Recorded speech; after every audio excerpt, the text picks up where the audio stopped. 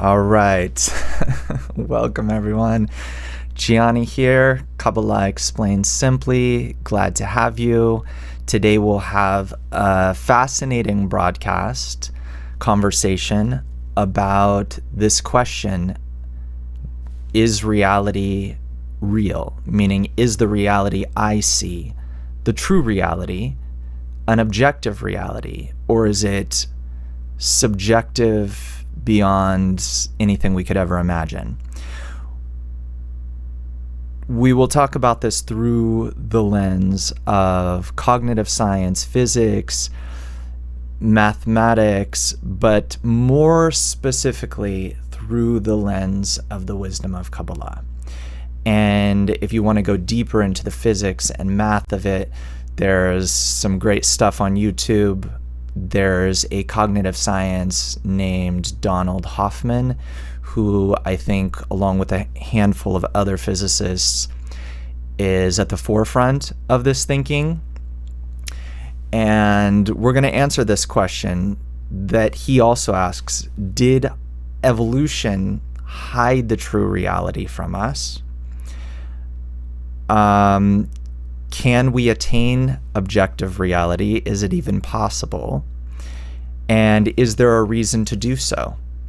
Or perhaps we're already in the true reality. We'll try to answer all of your questions on the different platforms that we're broadcasting on.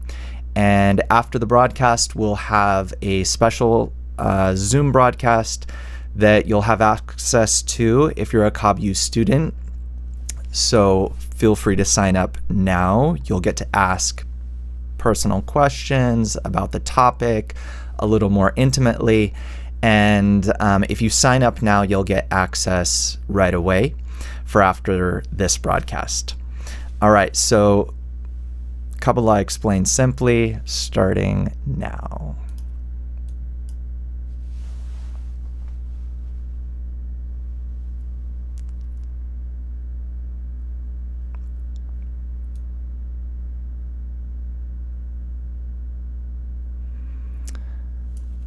All right, so this is the question posed by Donald Hoffman recently in well, first of all, he has a book out. He's also been on a couple podcasts, Lex Fridman and others. And here's the question at hand, and it's a fascinating question. It's: what is the probability that natural selection evolved senses that can accurately depict reality?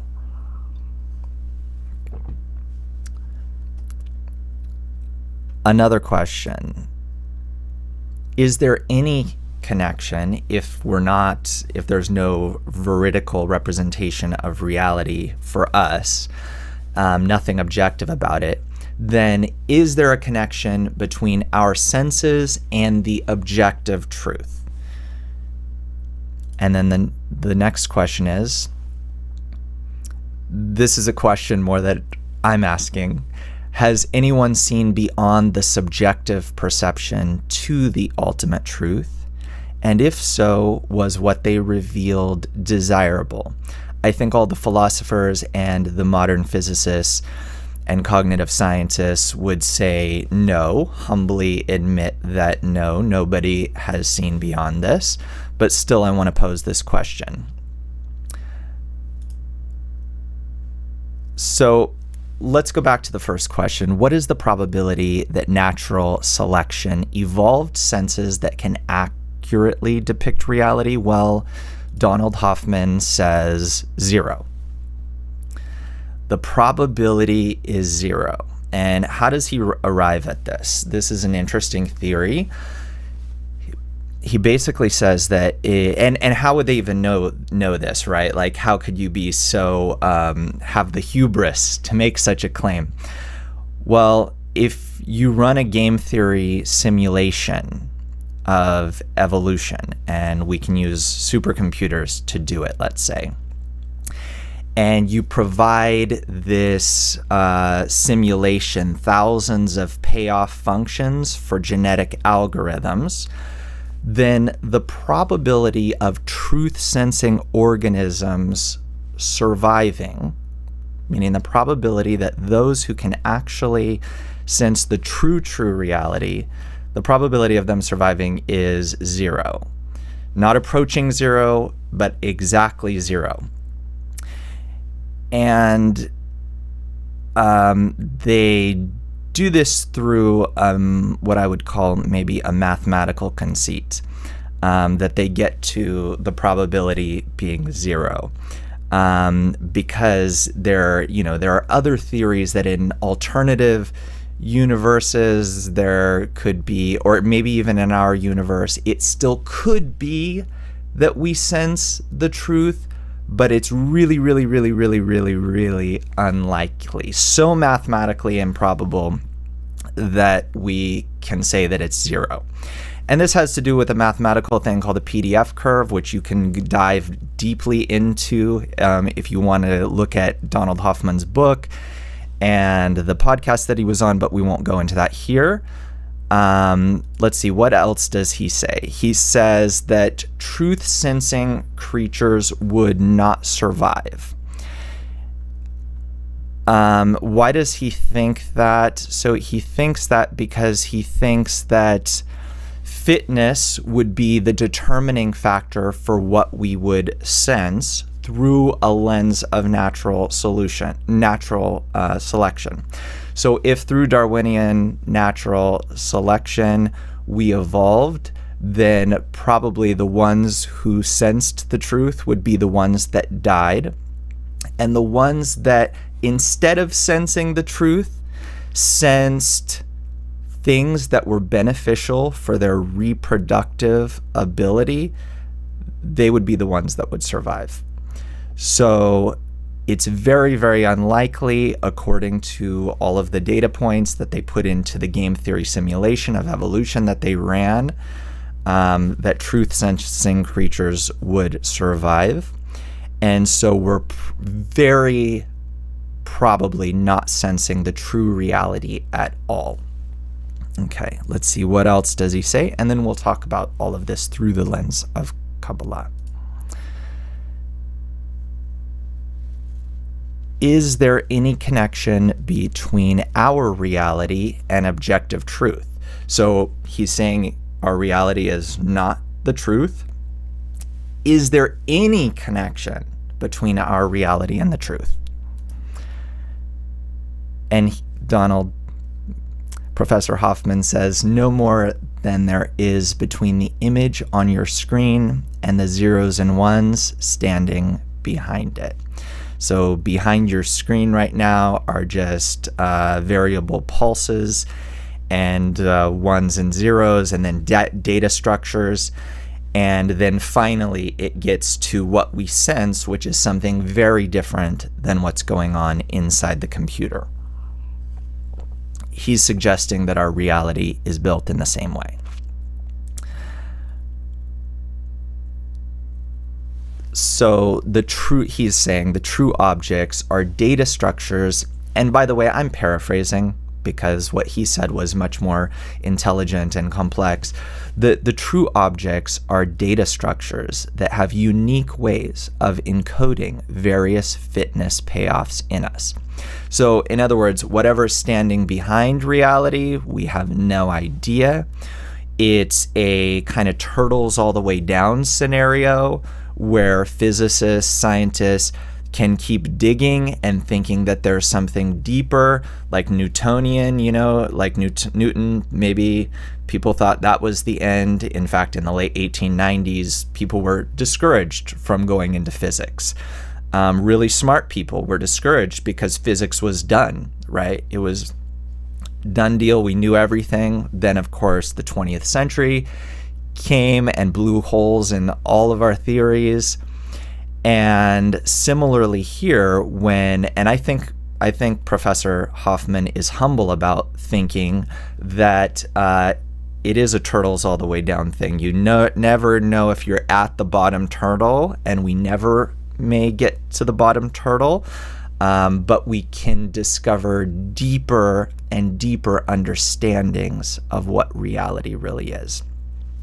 And right now they're saying that, or those at the kind of leading edge of this thought are saying that the true objects, meaning what is behind this cup is not the real thing. Behind this cup is a data structure, and it has a unique way of encoding in me various fitness payoffs, meaning I see this. I really notice this, by the way, versus some other junk that's on my desk, because there's a payoff, something delicious. And the scientists are now saying that perhaps all of evolution was guided in this way, in particular in ways that would have made me more fit to survive via reproduction within this system of natural selection by which we evolve. Okay, that's what he's saying, basically. Let's see. So he's saying also time space, because if we consider time space, it's the mechanism, or he would say the construct, by which all other principles are falling. All other principles are taking place within, and all the laws are taking place within time and space united together in the Einstein theory, and everything's happening in time space. Now, he's saying time space is also not real, and the mathematics, it actually works out that time in the equations, and we have a course on this also that you can see, Emergent Universe in Kabbalah. There's a course that's about the physics and how it relates to Kabbalah. But the time basically drops out of the equation, just like when you're doing algebra and you can cross certain things out, where you can cancel them out. So time is really just dropping out, and thus it looks like it's probably just a product of our imagination. How could it be, though? Because I feel myself in a reality. I can move through reality safely. I can avoid different dangers and stuff like that. But still, this is what the scientists are saying. So let's see if we can make sense of it. So this is something very interesting that he also says, and we'll address all of this stuff and answer your questions as well. But let's just see kind of what he's arguing. So it's possible that when time drops out of the equation, all the fighting for survival we see turns out to be cooperation. That's something very weird and strange. Think about this, okay? We view Darwinian evolution as a struggle for survival, and we, unlike the game theory simulations that he ran, which don't actually go back and observe what's going on in evolution, we can see before us that lions fight, they become the kings of the jungle, you know, through their ferociousness and so on. And we see how it is in human life, that we're all struggling, you know, and you need to be pretty dirty usually to get to the top. And, you know, a really nice, simple, sweet person probably isn't going to become the president or a great politician or a great CEO or something like that. So we see life as really, it's a struggle. Even just on the road, right? Like to get to where I need to go, especially if you're like a New Yorker or, you know, from Los Angeles, you see like you need to struggle to get anything in this life. It's a fight. It's a battle. I need high SAT scores and so on. So he's saying the opposite here. It's possible, and he's humble, right? He's just saying it's possible that when time drops out of the equation, all the fighting that we see for survival turns out to be cooperation. Okay, I want to just leave that hanging and then we'll address it later. And then here's a very strange claim that he makes. He's saying conscious agents give rise, meaning us, right? Conscious agents give rise to evolution via natural selection, via mutual projection. Very interesting, right? He's kind of suggesting that perhaps consciousness is first mover in this whole game, right?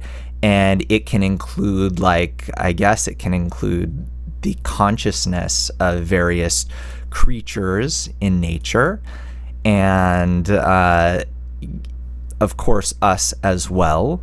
But consciousness would be the basis of reality, right? All of reality is coming out of consciousness. And he's wanting to say that all of reality is a projection. That's what he thinks it to be. And that how does it work out then that, like we said, that I don't fall off a cliff, right? Because maybe in the true reality, there's a cliff there. But in my false sense of reality, that was only created according to this theory, that was only created according to how I could pass on my genes the best. Accordingly, I would depict realities such that only when I'm looking at this cup, it's there, and it's a construct of my imagination. And when I look away, it's no longer there. And when you look at this cup, you see a totally different cup that is a construct of your imagination, and we're projecting onto each other some kind of agreement. But this is really like two people that speak totally different languages, thinking they understand each other and nodding, although no understanding was obtained. So the idea here is that perhaps even time, space, and everything in it is a product of this projection. Now, of course, let's now go switch to the Kabbalah side of this. And of course, I want to just throw the caveat out there that this isn't to disprove the current science. Kabbalists actually have been waiting for thousands of years to be able to talk, because for thousands of years, there was nothing you could say about this. Now, Kabbalah says things that are like what the physicists are saying, and perhaps even go hand in hand with them, which is the reason why I chose to say all the things I've said thus far. The reason why I brought up all of Donald Hoffman's arguments. And Donald Hoffman isn't the only one that thinks this. He's just a vocal person about it. So Kabbalists before you couldn't say anything, right? Like if you try to talk to a caveman about physics, right? You can't.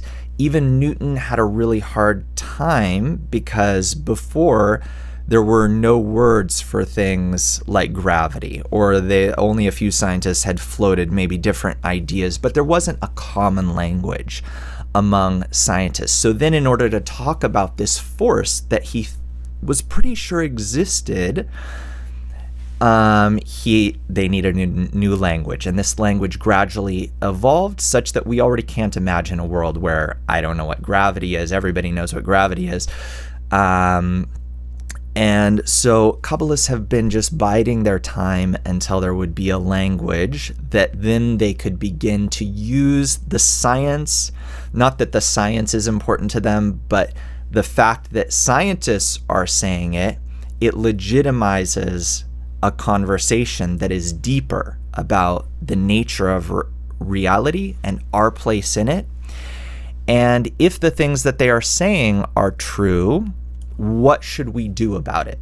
Because I think for them it's very, very fascinating to think that reality is not real, and that maybe we'll never get to the bottom turtle, and physicists will have job security for life and for many generations to come, because there will always be more to learn.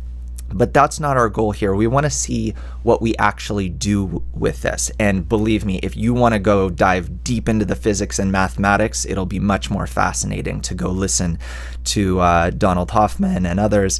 But if you want to know what the application of these things for us is, then we need to go to someone by the name of Bala Sulam, who was the preeminent Kabbalist of the 20th century, a great Kabbalist, and then ask these same questions. Okay, so what is the probability that natural selection evolved senses that can accurately depict reality? So Kabbalists say that we did evolve. There was an evolution. It was more or less like what we see as natural selection. There are some differences, but more or less that's how we evolved. The question we asked in the beginning, did evolution hide the truth, is a good one. And let's start with the probability, right? Okay, the thing about probability, and I do think I would like to talk to Professor Hoffman about it, but I do think that if we're gonna say that space-time is not fundamental, then it turns out that that all of our reality and all of the mathematics which takes place in space-time, they're pretty much inextricably interwoven, right? The way geometry works out, the algebra, the way it works out, it's all taking place within space-time. And our situation might be such that I'm in a 5x5 jar, let's say, and thus I can say that the universe is 5x5 because that's all that I could measure. But there might be something beyond my jar. And Kabbalists say that there is something beyond our jar. And you could have a whole mathematics that's specific to that jar, much in the same way that gravity doesn't work the same exact way if we're measuring simply in all places, right? Even on the moon, it's a little bit different. It's still the same laws behind it, but it doesn't appear that way to my eyes. And so it could be that if I'm trying to figure out what's really going on in reality by doing game simulations and providing payoff functions, no matter how many data points I decide to put into that equation and thus come to results, there's still going to be a product of mathematical models that are only true in our perception of reality, which, according to Professor Hoffman, it's a construct of consciousness. It's a projection. So there could be realities in which there's a different mathematics, and that mathematics only works the way we see it working in our reality. And Kabbalists would say that this is actually the case. And that therefore probability for us is just a limitation of what we actually know. It's a way of guessing, but it's not a way of discerning truth.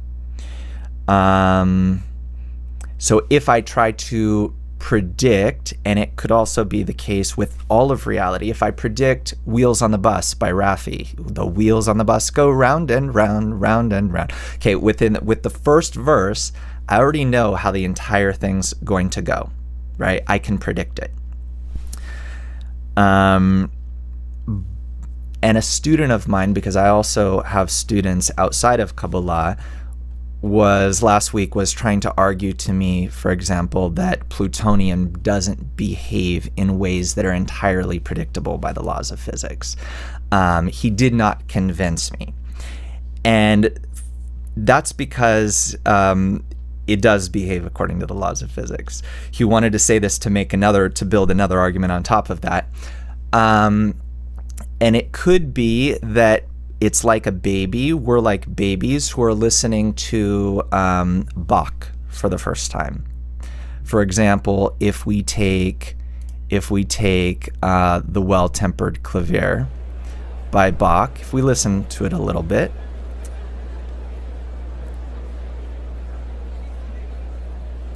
what we see is that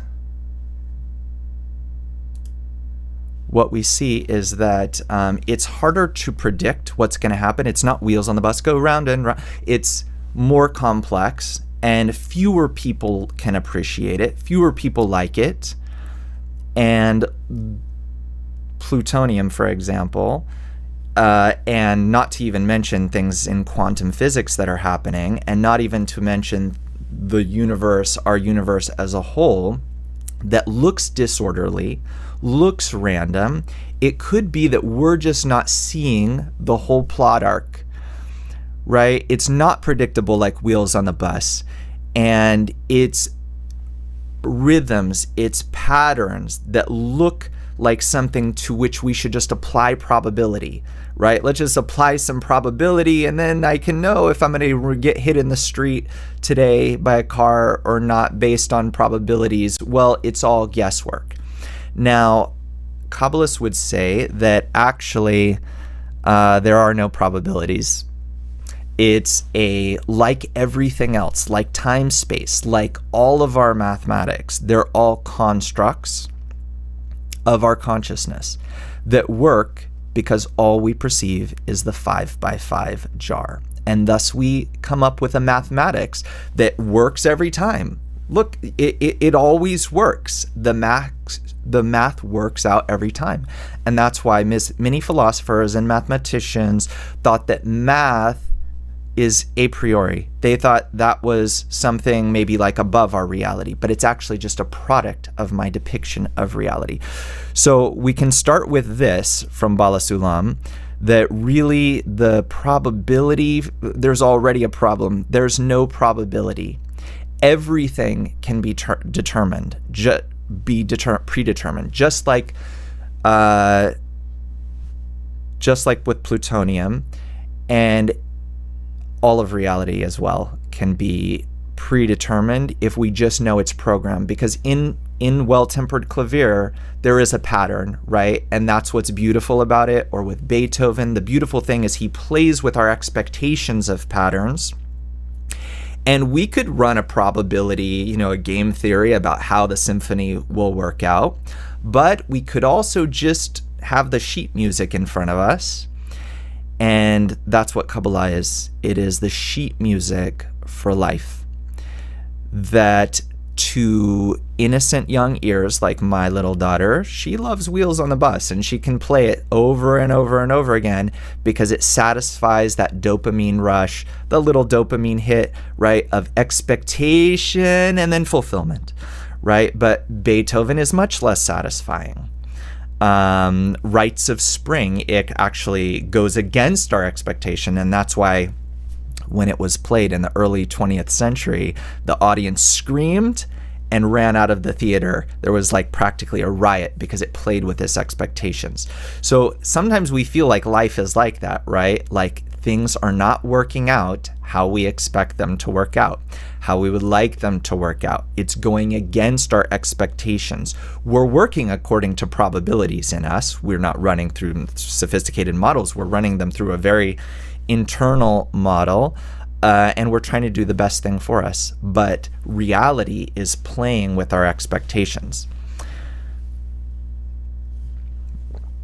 So there's a problem with probability. It's just our myopia, our lack of our parochial view on nature, that we don't really see the full scope of things once time-space drops out, which Kabbalists would agree happens. Time-space is an illusion of our perception.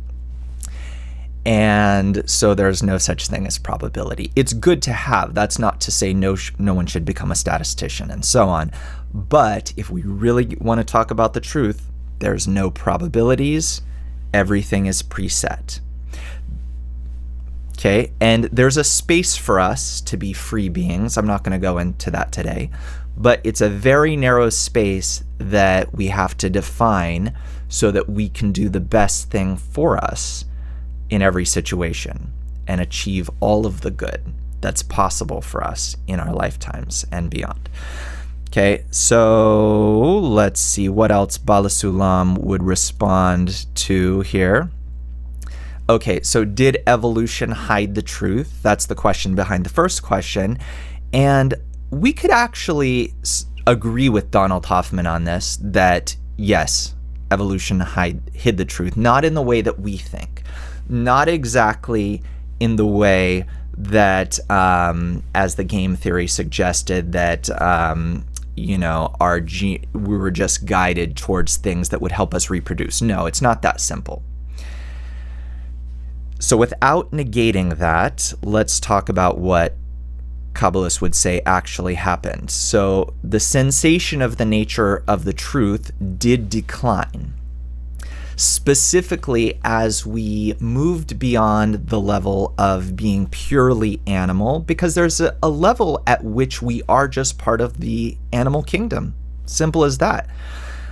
We're not unique in the really obvious ways, like we're not unique in speech, right? Dolphins talk, dogs probably have specific barks and other, plants communicate through certain chemicals that they're releasing. There's language in between atoms. There's language throughout the animal kingdom, the still, the vegetative, the animate. There's language between all of them. It's just different. We just don't understand it, like going to another country where we don't understand the language. Therefore, that's not where we're unique.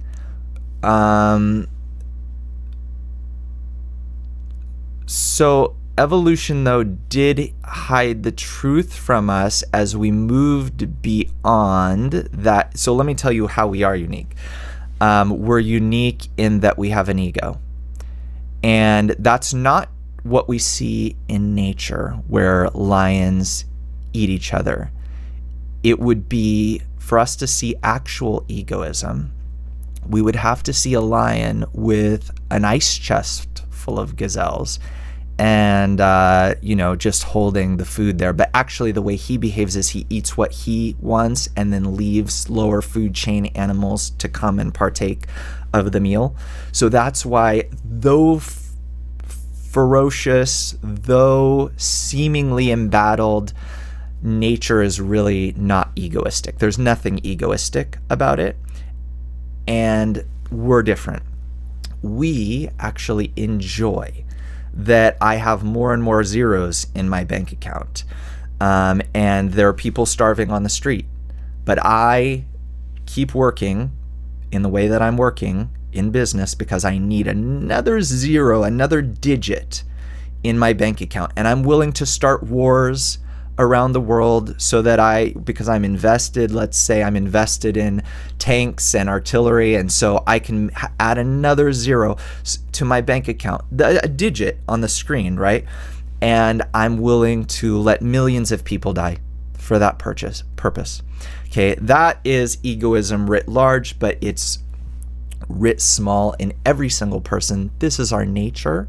This is how we're built, and we learn about how this egoism is implanted in each and every one of us in the wisdom of Kabbalah, and how we can, first of all, correct it, work with it, even in a beneficial way, that it helps us and helps the world. Okay, that's actually possible. But we're not going to go into that right now. So as egoism increased, it did so approximately around this year in our corporeal perception of time. I won't go now into exactly why specifically then, and why specifically egoism spikes in the 20th century, and then specifically in 1995, and it just goes up and up and up. And this egoism is the desire not to receive, because the desire to receive ice cream, chocolate, even food, sex, family, money, power, respect, and knowledge, you can say, to receive all of those things, to want to be famous, to be a CEO, that's all fine. To be rich, to have a Mercedes, all that's okay. That's not egoism, unless internally the reason is, first of all, it's beyond what I really need. It's beyond what I need. And there's enjoyment in the fact that I have and others don't. And I'm willing to have, even though it's problematic for those around me. Okay? So we're not judging that or anything. That's just our nature. And as this egoism increased, the sensation of the truth decreased. So animals in nature are a little bit more connected to truth. For example, if there's a tsunami, there's a phenomenon where all of the animals a couple days before will head for the hills, literally. The humans, disconnected from nature in our concrete jungles, we're still just relaxing until the day the wave comes, and we might even go out and look at the beautiful wave, as sometimes happens when there's, and then of course we're swallowed up, engulfed by the wave, because we're disconnected from nature. And that's just an example. So we have many abilities, many things that would appear supernatural that we've just lost touch with, but the animals have, right? We can see it to some extent, not to the full extent. Okay, so that is true. Evolution did hide the truth, okay, according to Kabbalah. And now according to scientists. Now, look, just imagine how hard it would be to like talk about this if we didn't have leading physicists talking about it.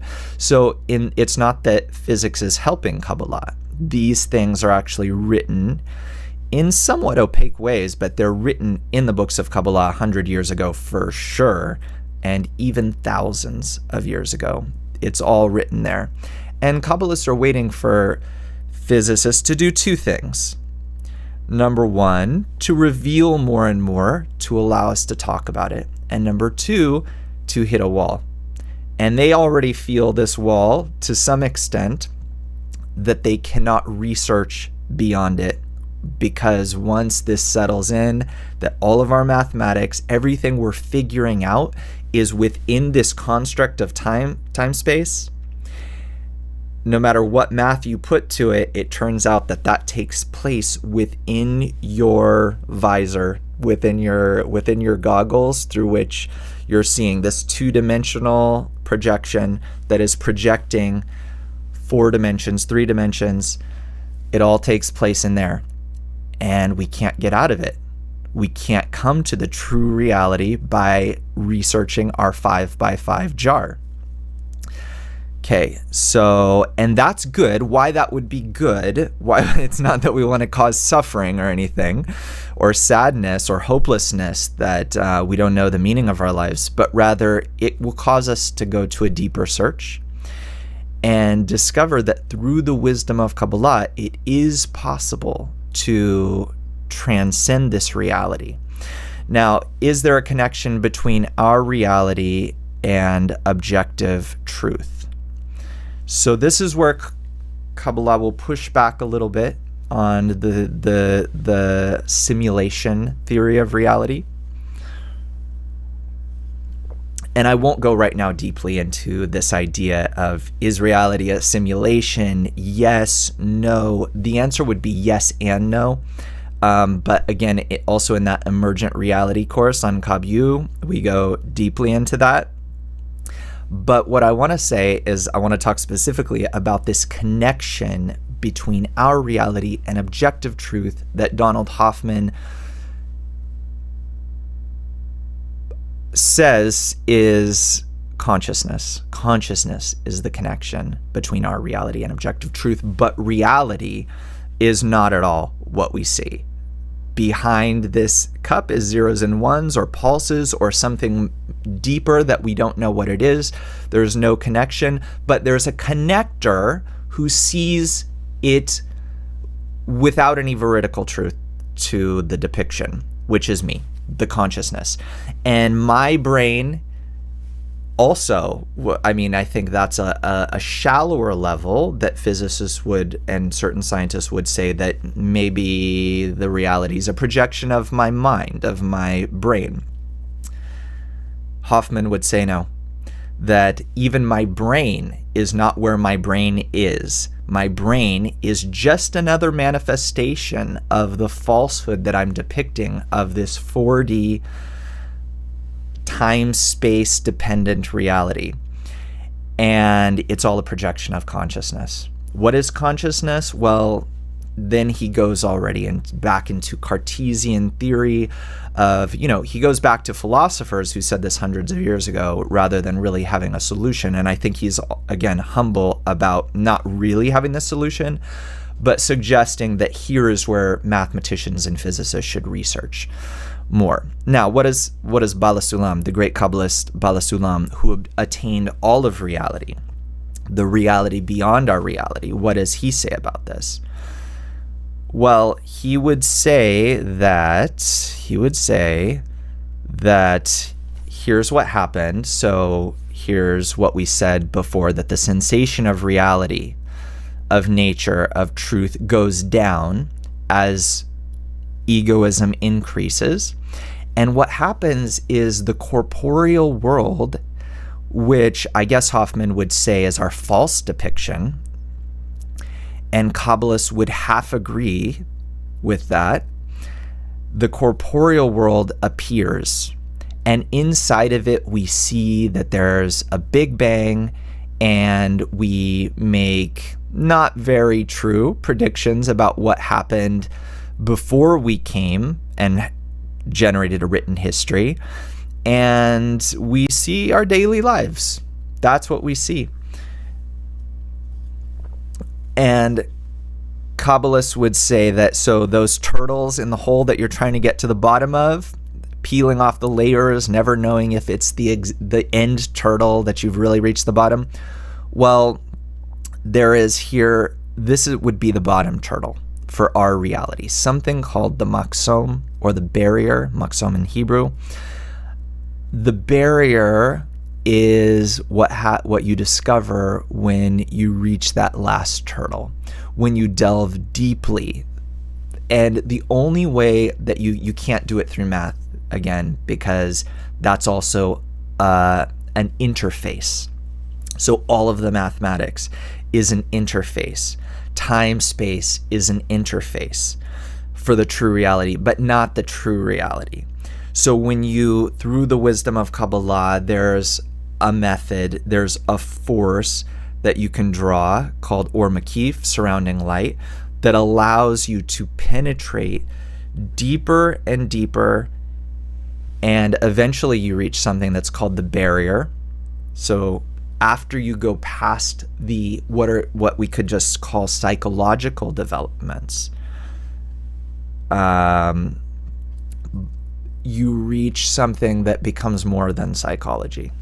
You reach what is called the spiritual world in a clear way, where you do know that all of this is false.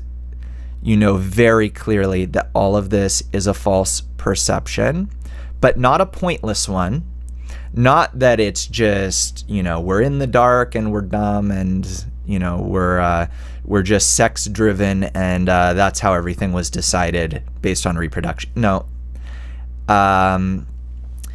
The true reality, the spiritual reality,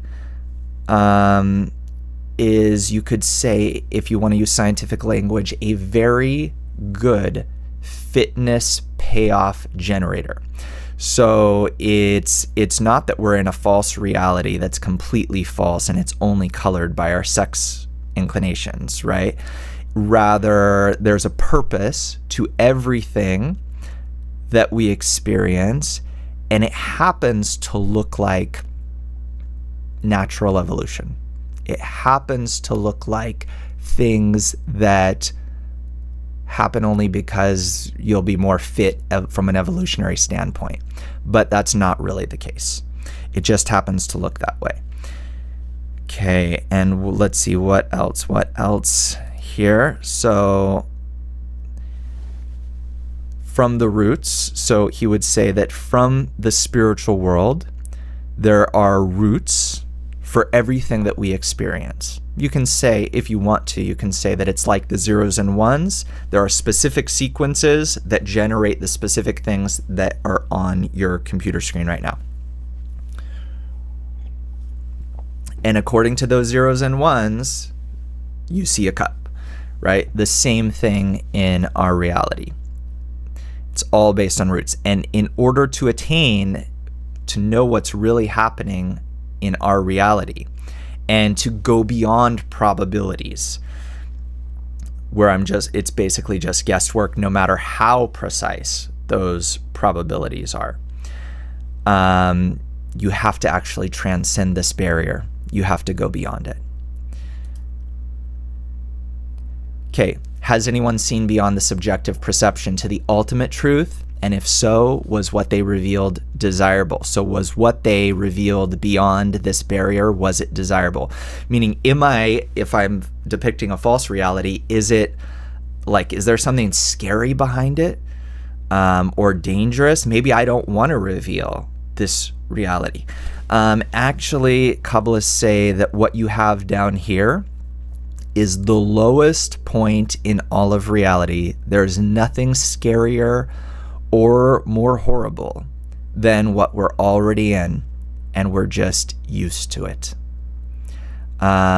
Just like people in various perilous, terrible situations, there's even books like about the Holocaust and like to what extent you get used to, you never stop suffering, but you somehow can get into a routine, or if you're in jail, you can kind of get into a routine. So that's how we are in our world. That really there's nothing worse. There's no lower reality than this. This is actually the low reality that we're talked about anywhere that really bad places, really bad realities were talked about. It's actually where we are. And beyond it, it's great. It's really good. And this will not disappear if I attain this spiritual world that Kabbalah is all about attaining. This doesn't disappear. I continue with my life. It's just that I see the forces, these roots that are operating reality. And this has many pleasures involved with it, right? Because it achieves that ultimate sense of knowledge that all of the physicists and all of the philosophers throughout history, and really everyone deep down, is looking to know about. We want to know, we want to reach that point. This is why music is enjoyable. Wheels on the Bus for my little daughter, and Beethoven, let's say, for someone who really appreciates music. The music annoys you, it pricks you, it prods you, because they're playing with our expectations, right? And all of reality is doing this to us as well. It's playing with our expectations. And what is it actually doing? It's actually building in us a desire. That when this desire gets big enough, for Beethoven, maybe it takes 20 minutes to get to it. For us, let's say it takes a whole lifetime. And if we study the wisdom of Kabbalah, we gradually build this desire, a desire that is above all of the desires in our world, that don't get canceled out. You can still have a Mercedes, you can have whatever you want, but you develop a desire to know the meaning of life. And that leads, believe it or not, just through this desire, that leads to a tangible experience like the one we're having now, of an upper world that exists beyond our perception. Because Professor Hoffman's not wrong when he says that it's all a projection of consciousness. He uses consciousness. We could use consciousness. It's not Kabbalistic language. But okay, this is interesting too. I want to hit on this before we close. What might be the source of the mutual experience we all seem to be having together? And he says it's a mutual projection of consciousness between us. That there are other conscious players in my world, and that's why together we're depicting the same reality. It says it's mutual enough that we can agree that this is a cup, but we see different cups, and there's lots of studies that show that there are different colors that can be seen by animals and also by even people can see more things closer to ultraviolet and so on. So we're depicting this reality together. Conscious agents give rise to evolution via natural selection, mutual projection. And he also says something interesting. He also says, okay, I lost it, but that's okay. He says that this is very fascinating, okay? He says that it could be that, let's accept that we're all in a mutual projection, right? And we're all depicting this pretty much horrible reality where competition is life and lack of cooperation is pretty much the rule. But when time drops out of the equation, when time-space drops out, it turns out that all that ugliness that we see, all that hate, the wars that we've seen throughout history, turn out to be cooperation. And this is very interesting. This is something that Kabbalists would agree with.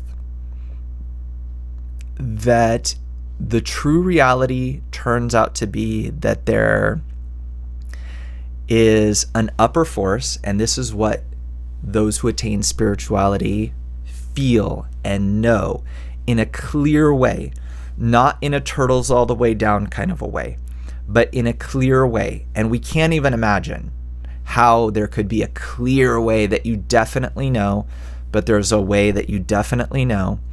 And when you discover this force that's operating all of reality, including me right now with my hands, how they're moving, everything, and what I'll think and decide and feel that I'm really a conscious agent and choosing things, all of that is actually operated by a single force.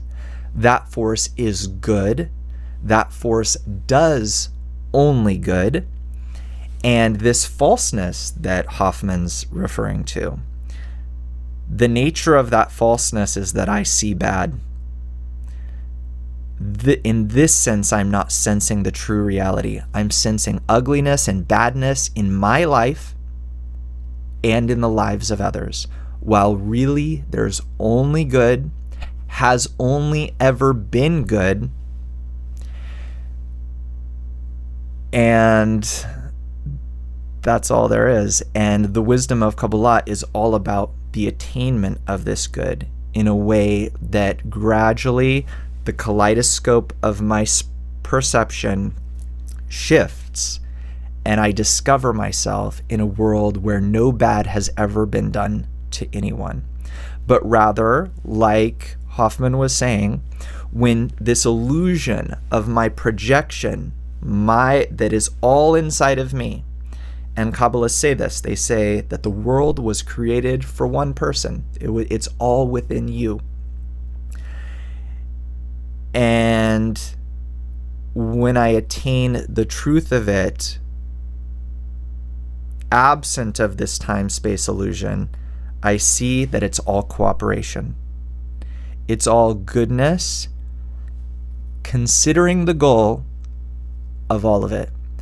That the goal is actually for us to know the purpose of our life, know why we're here, what we're doing here, what we're supposed to do in this very special depiction of reality that was created, and that there is something to do today and right now, and that this upper world that I can attain is very close. It's not like something that's far and impossible and who knows if you can attain it in your lifetime. That if I'm even thinking about this right now, I'm an inch away from attaining this upper reality. It's a very long inch. I mean, it requires a reordering of how I think about reality and how I approach my reality, but it's actually something that's totally attainable for me. Unfortunately, I did not get to any questions, but there was a long arc there that I wanted to address using modern science. And but again, if you sign up for KabbU or you're a KabbU student, we'll now be having a special Zoom. I will go through the chat and answer all of the questions there, and also give you a chance to answer live. And with that, we're going to conclude. So thank you for joining us, and we'll see you next time.